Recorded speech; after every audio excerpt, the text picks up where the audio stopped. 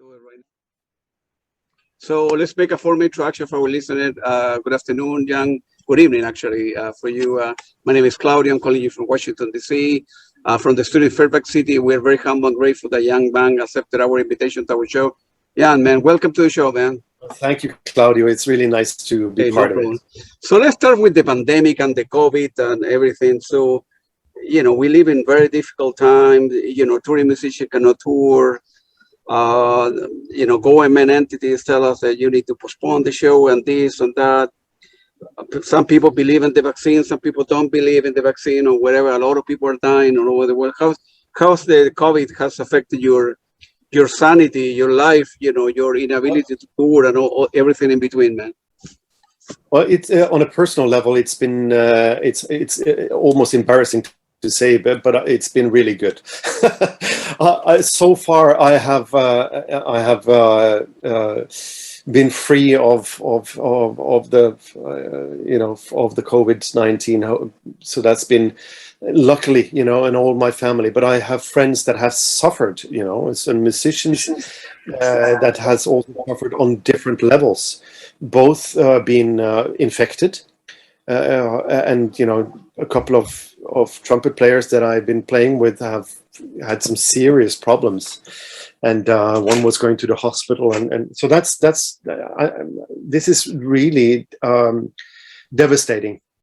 And but on a personal level, it's been really a very creative time, because I didn't have to travel. And usually I would travel quite extensively, especially in Europe, but sometimes also, in different parts of the world. But it's been really nice, because I've been able to just concentrate on meeting my students, helping them, and also to compose and make new records in my studio. Good. So I've been very productive for you. And were you born like in a musical family? When you started playing, piano, taking guitar lessons? How old were you when the music started inside your head and listening to music at home, perhaps on a radio? I was born in Denver, Colorado, in the States, and I grew up with Norwegian parents in Norway. So it wasn't my parents were Norwegian. And my father died in Denver. It was a car accident, and then we immediately moved. Or after a year, I was just an infant actually, and then we moved to Kristiansand in Norway. So I grew up here, and music. I inherited my father's record collection. Yeah. So that would be kind of the only memory of the father that I didn't know.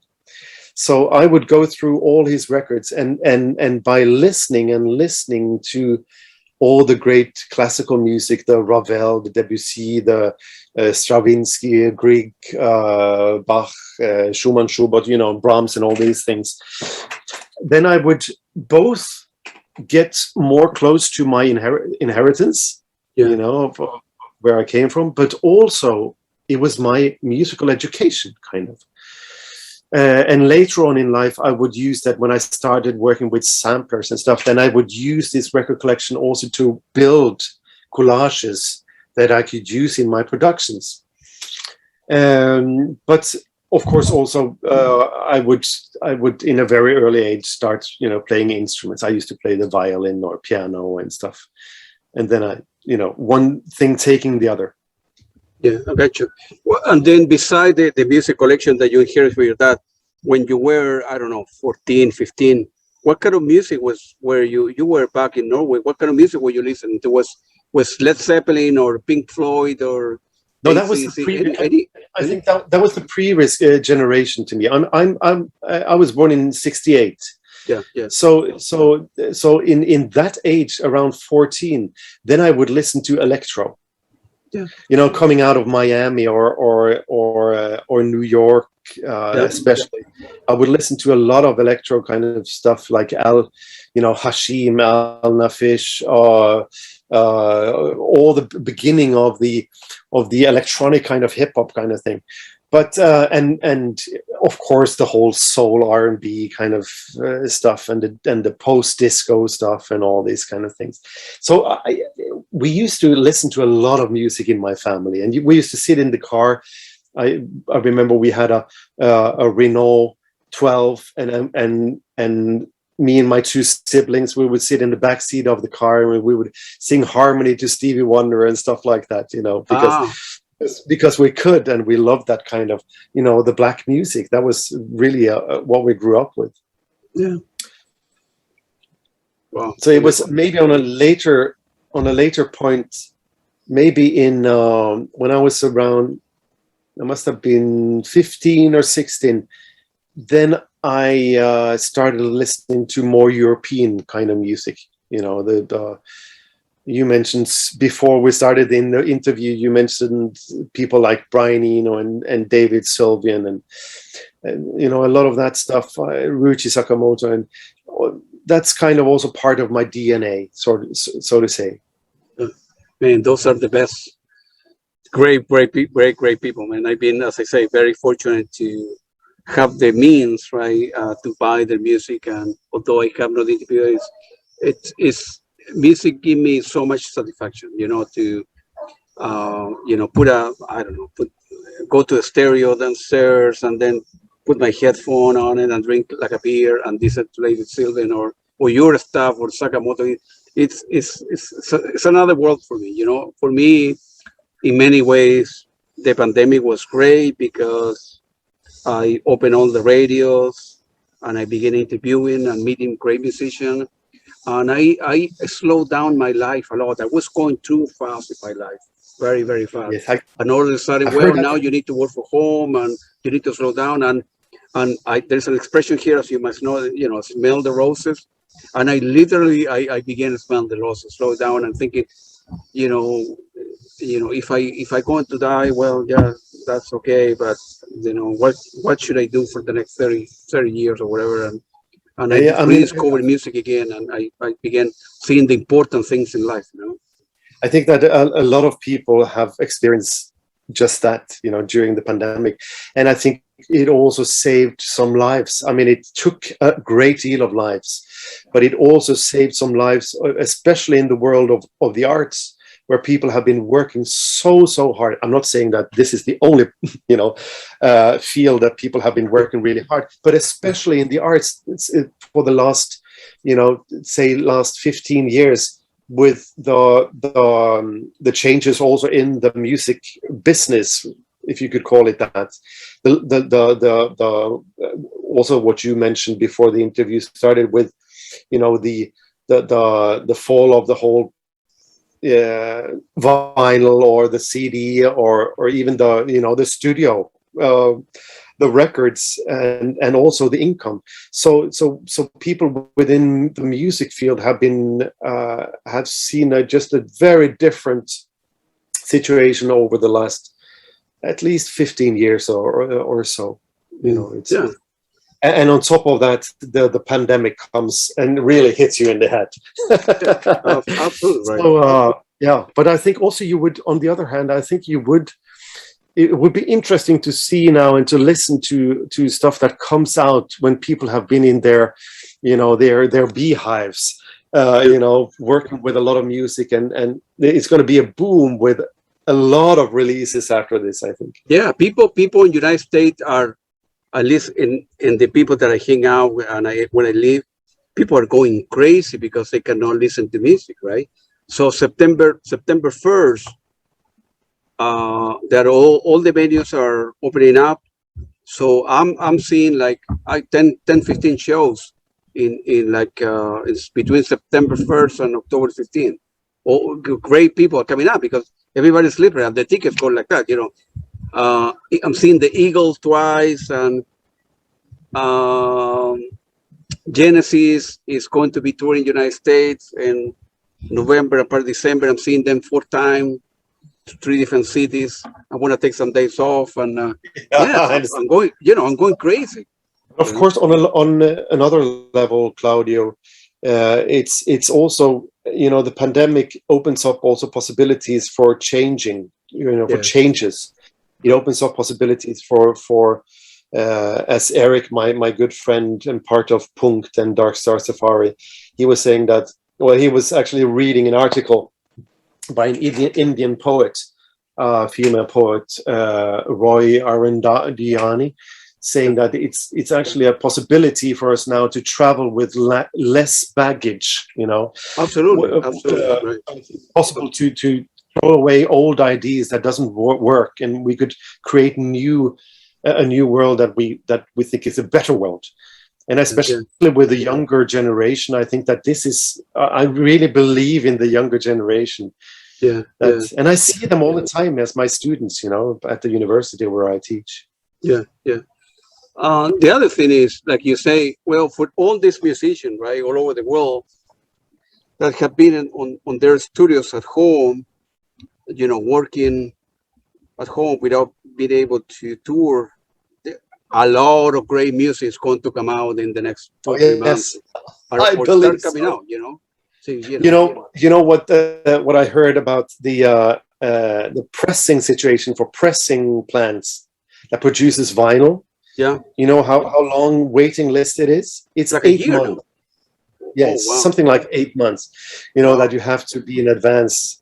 And this means also that maybe a lot of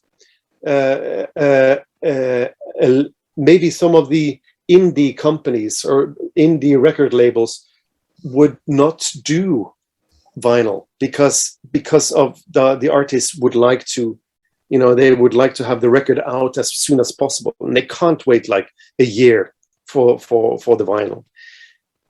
And on the other hand, how much plastic should we really put into the world? Yeah, it's kind of, I have mixed feeling about that because of course, I keep on buying CDs and vinyl a lot, right? Because I like to open it up, see the picture, who played, where it was played, where the picture was taken. So I get a lot of information. Young people, right? Like people that are in the 20s or whatever, they buy an album and they go to Bandcamp. It's inexpensive. And they listen to 10-second or song, next. So they don't really enjoy the beauty. It's like reading a PDF, a book on the computer, or opening the book and turning pages, you know, or highlighting, whatever you do. You know, it's another thing, or two different things, you know, for me. I think we should just accept that there are different ways of listening. They might enjoy. If you listen like that, then you might enjoy music just as much.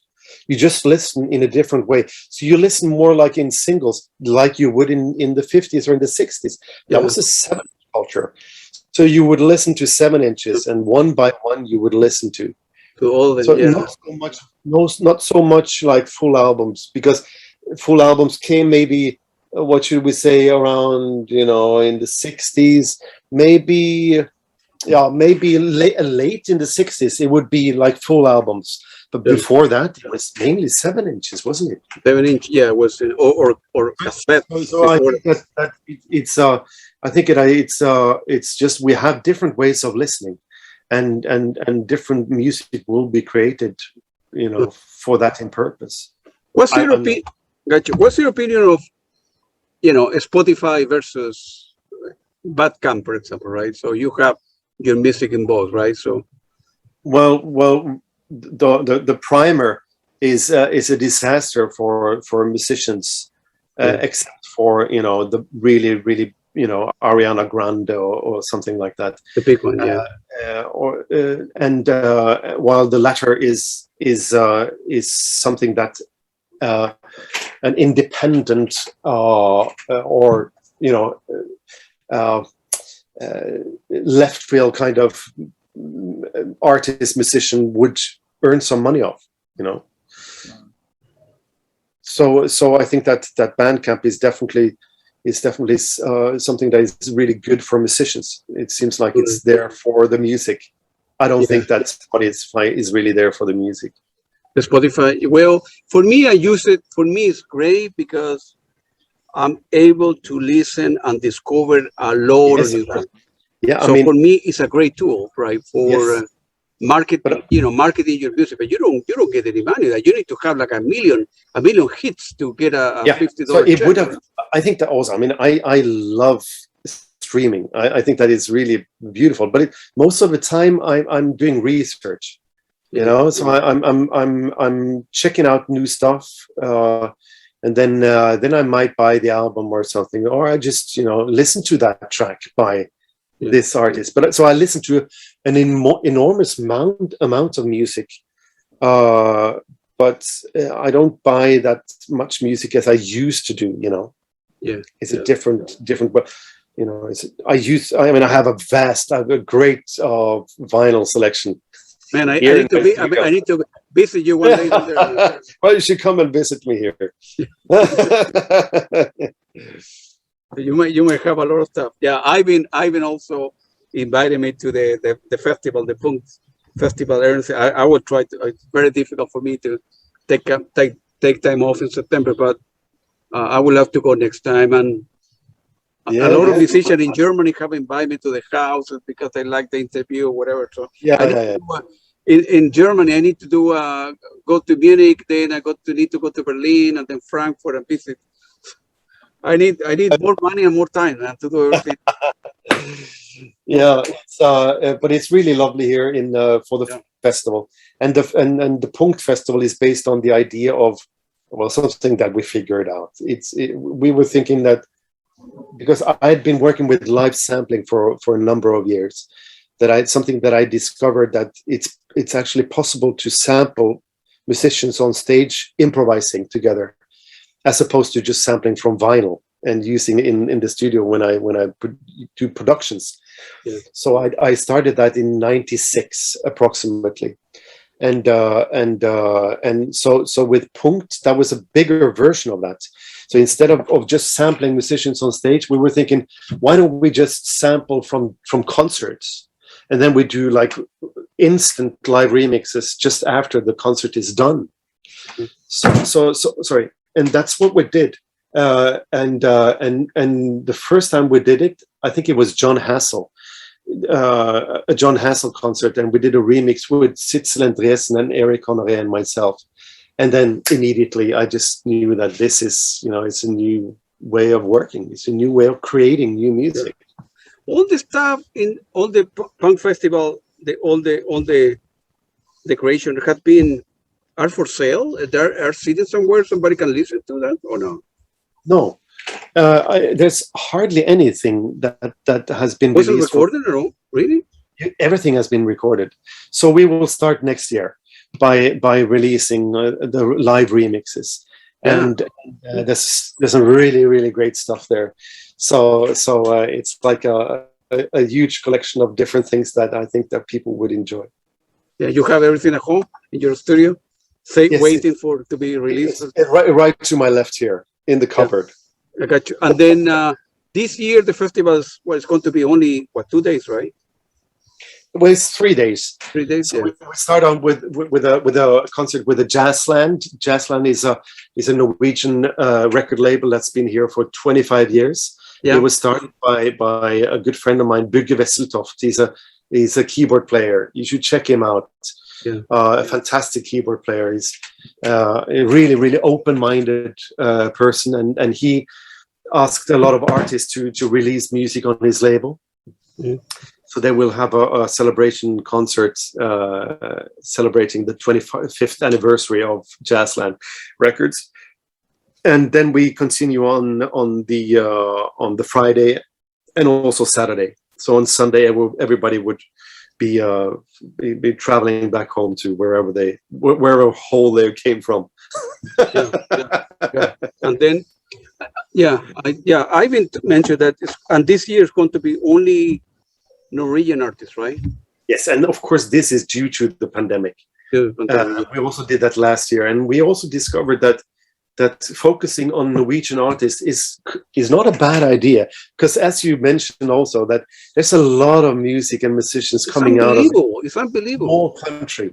The country is small that they could fit as a stamp. Yeah. Compared to the United States. Yeah, as I say before, out of the 90 interviews, I think 10 or 15 are just Norwegian artists, and I have more people emailing me or send me music and stuff like that. And that's what I was saying. What about Finland? What about Norway? Right? You know, they're Sweden. They're right next to each other. And why? Maybe I'm biased because. Well, I think it has to do with several things. I think it has to do with the Norwegian mentality. That if you go to the writers, you know, back 100 years or even more, then you would have people like Henrik Ibsen, that wrote Peer Gynt and all these beautiful things, and you would have Knut Hamsun. All these type of writers, they had a very special type of signature. They were very, very personal. And wrote some fantastic books, and of course you had also things like Strindberg in Sweden, and after a while, of course, you had in the film world you had Ingmar Bergman, and that would capture the kind of the Swedish mentality. Yeah. But in Norway, you must also remember that Manfred Eicher, who started ECM, he did his first recordings in Norway. And with Jan Gabarek and Terry Rypdal, Jon Christensen, and I think that this has been so important for Norwegian generations of musicians, that there's a freedom to create, and also it's a freedom to create your own kind of musical language. That is it's different from elsewhere in Europe, and it's also a non Anglo-American kind of thing. You know, it's very different. I mean, it's not saying that it's against it, but it's just different. Is it? Are you in touch with Manfred? I would love to interview him for. I've been working with. I've been lucky enough to have been working with Manfred on a few, maybe three productions or something like that. He's wonderful in the studio. You know, he's extremely focused. My God. Just extremely focused, like us as musicians. And you know, but Manfred was a bass player. You know, he started as a bass player in the Berlin Philharmonic. Yeah, hopefully I will have the interview the opportunity to interview him. Man, you have played, man. I was looking to the list of people that you have played with Morten, you know, Samuel, Ivan, David Sylvian, Nils Petter Molvær. Man, you have played with everybody in town, man. Well, I think for one of the reasons is because I started with this live sampling, and people like to listen to themselves. Yeah. Because I sample them. You're very humble. You have played with the best musicians in the world. So I like the 3 albums that you have done with Ivan Arset. The one, I think one is called Connected. Yeah. The other one is Sonic Codex, and the Dream Logic. That's the one that I have. Yes. And man, those are very good stuff. How you guys met? How you met Ivan? Well, I met Ivan in the 80s, probably first time, and because he was with Bendik Hofseth. Bendik Hofseth is a Norwegian saxophone player, and he used to work a lot with Mike Manieri of Steps Ahead and these kind of things in the States. Yeah. So through working then with we came together working with Bendik Hofseth and also Bugge Wesseltoft, and eventually also with Nils Petter Molvær and all these people. But you know, I think that Norway is such a small country, so you're destined to bump into each other. You know, even it doesn't really matter what type of music you're working with. So in this way you could have like different meetings of musicians working in different fields of music or the arts, and then together, you know, wanting to create something new. So I think a lot of things have been happening because of the Norwegian mentality, the tradition, but also that we are such a small country. So if you're interested in music, then you would go to Oslo and you would stay there for a number of years, and then you would travel back to your hometown. At least this is what I did. That's what I did. But because in Norway there are so many artists, great artists, and so many music is produced, do the people in Norway appreciate their own people, or you're more popular outside Norway? Outside Norway. Yes, this is the question actually, because in my career, if you could call it a career, then I would have been traveling outside of Norway, and a lot of friends of mine, a lot of colleagues have been doing that, because we have been treating the European market very well. Yeah. So we have an audience in all these countries, but we rarely play in Norway.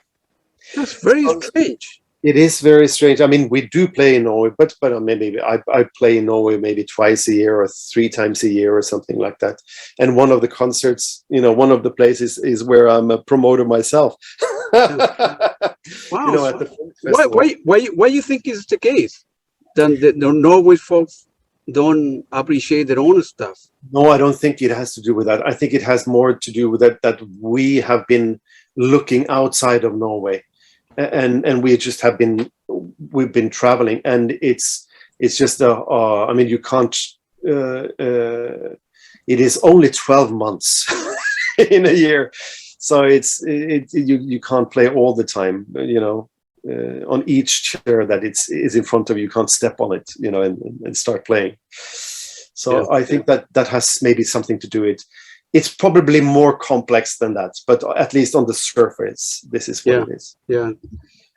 Let's talk a little bit about John Hassel. I know there's a mentor of you, or it meant so much to you. I never had I have some of his CDs and vinyl, but I never had the opportunity to meet him or see him playing live. But tell our listener, what he meant, what John meant to you, and the importance in music, if you will, for you and for other great musicians all over the world.